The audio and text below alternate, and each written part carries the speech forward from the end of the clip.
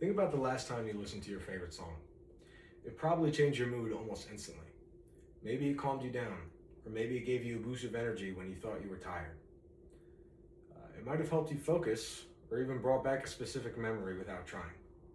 It's something we all experience, but most of the time we don't really stop and ask what's actually happening in our brains during that moment. For me personally, music has always been a consistent part of my daily life. I listen to it almost every day, especially when I'm stressed, studying, or just trying to reset and relax. Over time, I started to notice that it wasn't just affecting how I felt emotionally, it was also helping me focus, organize my thoughts, and even stay motivated when I didn't feel like doing something. That made me curious about what's actually going on behind the scenes. Research shows that music activates multiple areas of the brain at the same time, including regions responsible for emotion, memory, and attention. So instead of being just background sound, it's actually a full brain experience that engages several systems at once. Because of that, I'm going to explain how music impacts the brain in three main ways: cognitively, emotionally, and developmentally. To begin, music has a strong effect on how we think and learn. One of the most noticeable effects is on memory. Research suggests that when information is paired with rhythm or melody, the brain tends to store and recall it more effectively. That's why things like songs we learned as kids, like the alphabet, are still easy to remember years later. The structure gives the brain something to latch onto. This doesn't just apply to simple information either. Rhythm and repetition can also help organize more complex material, which is why some people study better with certain types of music in the background. It can also act like a mental framework that keeps thoughts from feeling scattered. In addition to memory, music also supports attention. Certain types of music, especially instrumental or consistent, predictable sounds, can help maintain focus over longer periods of time. This is likely because it reduces distractions and gives the brain a steady input to work alongside. There's also evidence that people with musical training tend to perform slightly better in areas like attention, reasoning, and problem solving.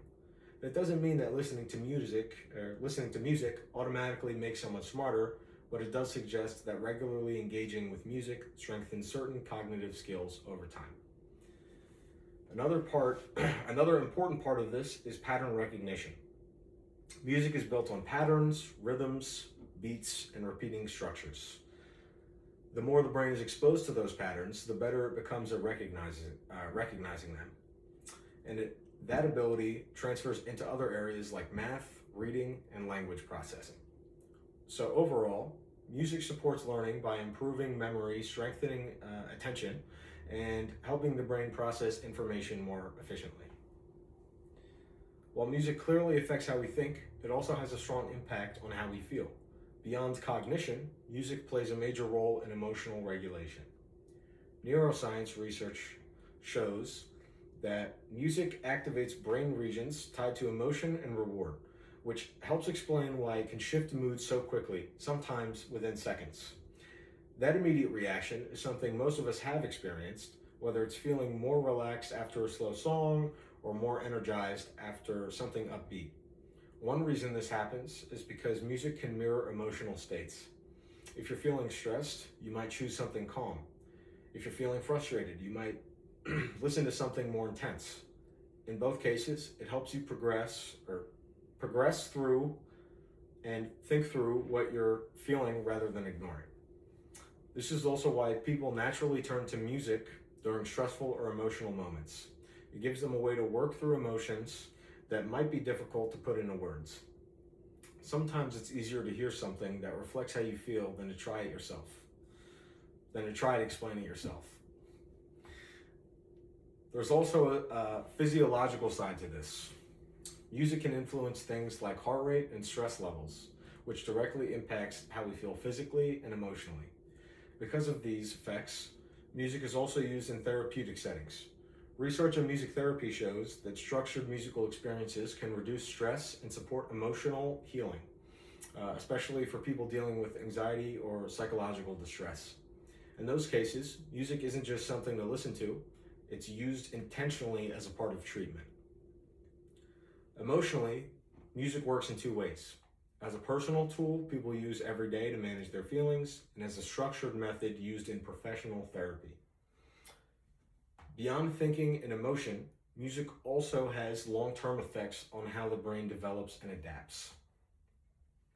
In addition to short-term effects, music plays an important role in brain development and long-term brain function.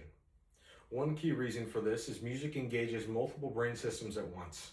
It activates auditory regions, motor regions for rhythm and movement, and emotional regions for interpretation.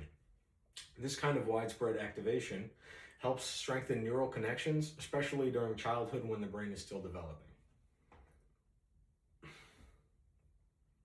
Because so many systems are involved at the same time, the brain becomes more efficient at communication between different areas. That improved connectivity can support a wide range of skills beyond music itself. Another important concept here is brain plasticity. The brain's ability to change and adapt over time is what defines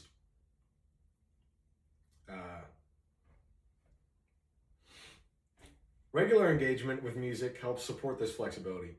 It keeps the brain active and responsive, which is important not just during childhood, but throughout life. This becomes especially important in situations involving recovery. Music therapy is often used with patients recovering from strokes or brain injuries. In some cases, rhythm is used to help retrain the brain, particularly for speech and motor function. For example, patients who struggle with speaking may be able to sing words more easily, and that can help rebuild language pathways. This shows that music doesn't just influence the brain in a temporary way, it can also help reshape how the brain functions.